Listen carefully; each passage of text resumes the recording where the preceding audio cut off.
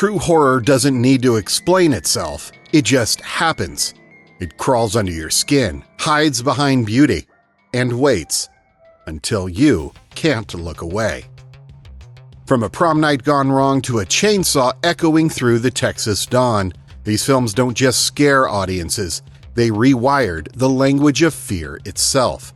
Today, Cinema Legends continues introducing you to the next 5 horror masterpieces that reshaped the genre.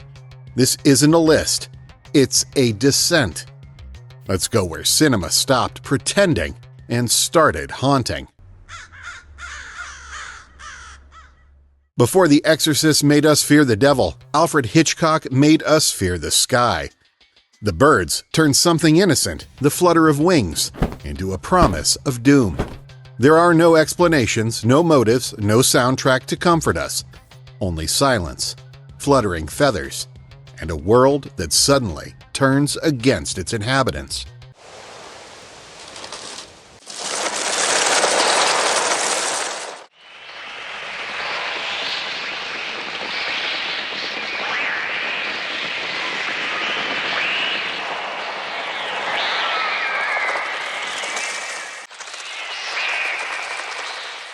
When Melanie walks past a playground filled with crows, the stillness feels heavier than any scream.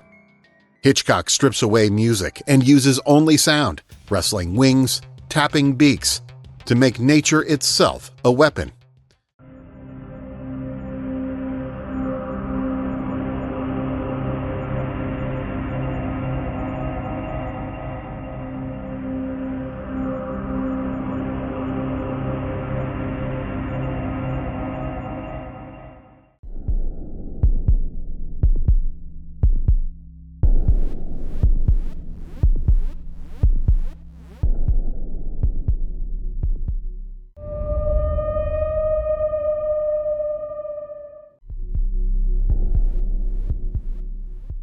It wasn't just about birds attacking people.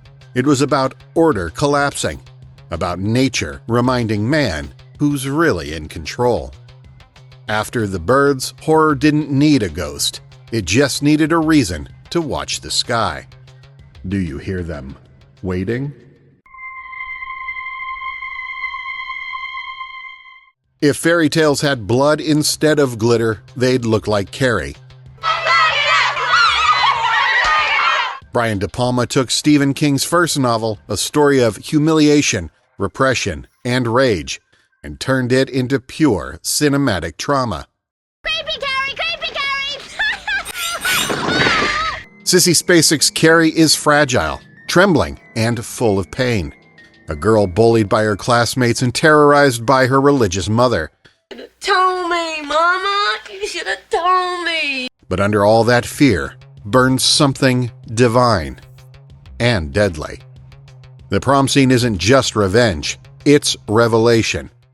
Hey, you're beautiful. The camera spins in slow motion, the music swells, but when the bucket drops, innocence dies with it. De Palma makes beauty and terror dance together, and when Carrie's eyes glow with telekinetic fury, you realize horror can be tragic, heartbreaking, even holy.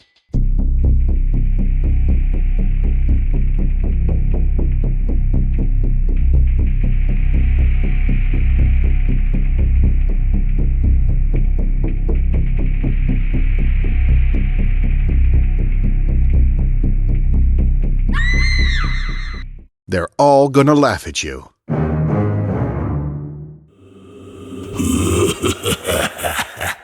George A. Romero didn't just bring zombies back, he made them mean something.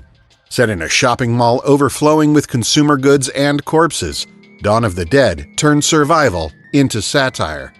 I wanted to try to give it the same thematic core that the original film had and speak about some of my own ideas about society. And I don't think it's an underlying message. I think it's like in your face.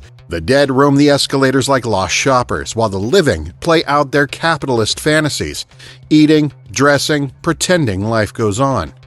Why do they come here? One character asks. This was an important place in their lives. What the hell is it? Looks like a shopping center, one of those big indoor malls. What are they doing? Why do they come here? Some kind of instinct, memories, what they used to do. This was an important place in their lives. It's not just a zombie movie, it's a mirror. Romero's undead weren't hungry for flesh, they were hungry for purpose. Every gunshot, every empty store, every flashing sign screamed the same truth. We were already devouring ourselves long before the zombies came. Welcome to the mall, forever. Some horror seduces you before it kills you. Takashi Miike's Audition begins like a love story, a lonely widower searching for a wife. But what starts as tenderness turns into torture, and the woman he falls for becomes a nightmare sculpted in silk.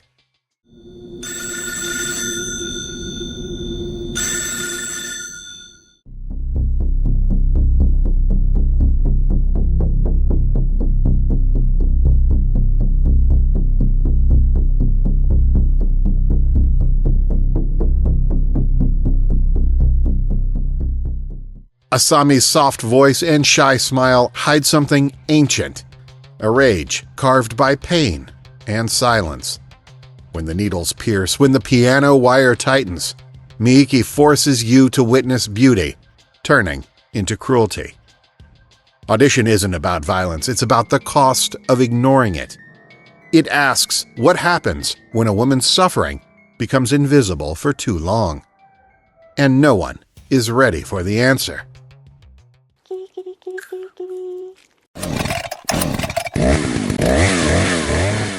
Few films feel like a waking nightmare. Texas Chainsaw is one.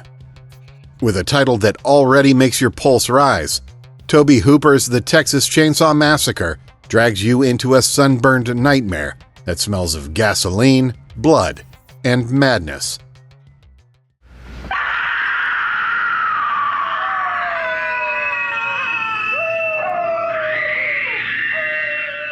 Leatherface, wearing a mask of human skin, isn't just a killer. He's the face of something larger.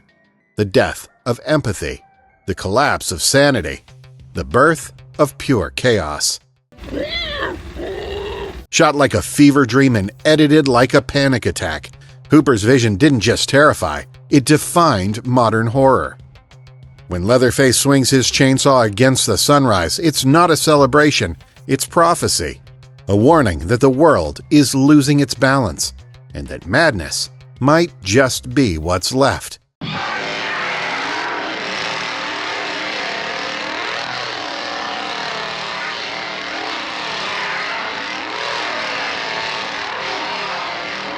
Once you hear the chainsaw, it's already too late.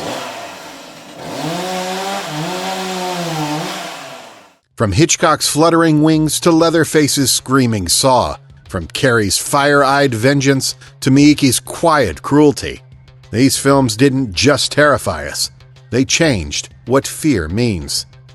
Because true horror isn't about monsters, it's about what they reveal in us, our cruelty, our loneliness, our obsession with control. And once you've seen it, you can't unsee it. If this deep dive sent chills down your spine, hit that like button and subscribe. Until next time, keep watching, keep feeling, and never stop chasing the magic of cinema. Because fear never dies. I see.